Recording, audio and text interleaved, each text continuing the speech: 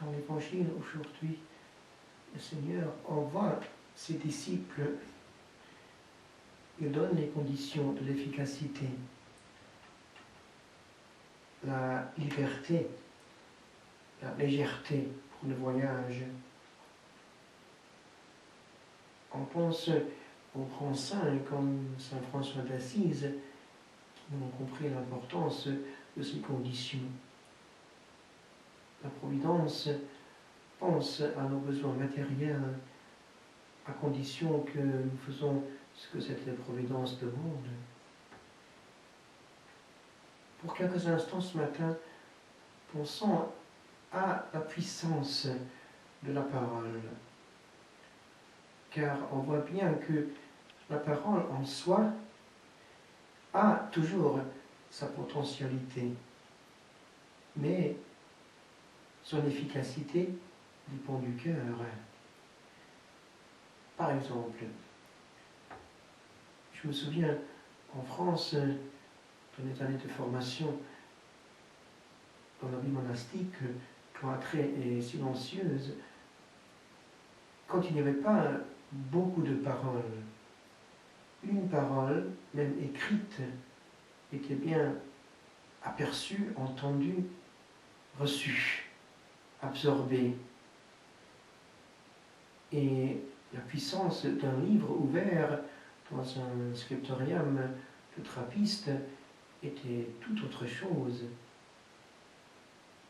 Dans le monde, une parole écrite a peu de résonance. Pourquoi? Elle est entourée d'autres paroles plus fortes, en succession toujours majeure.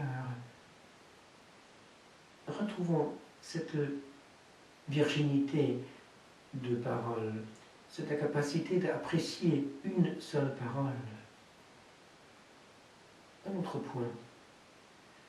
Dans la Lectio Divina, il est important de savoir s'arrêter.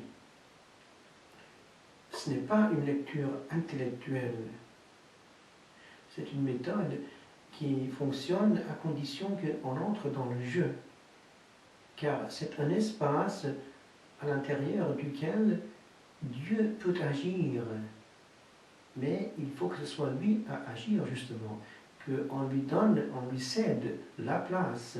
Et cela veut dire qu'une fois que l'Esprit Saint qu'on a invoqué au début de la Lectio Divina commence à réchauffer le cœur, quand on fixe son attention sur une parole qui commence à vivre dans le cœur, alors on s'arrête et on goûte cette parole et cette grâce.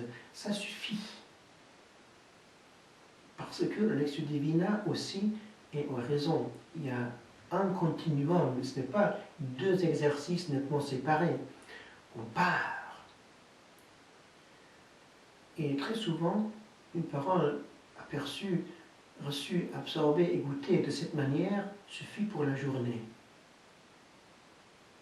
Demandons cette grâce aujourd'hui d'être nous-mêmes collaborateurs.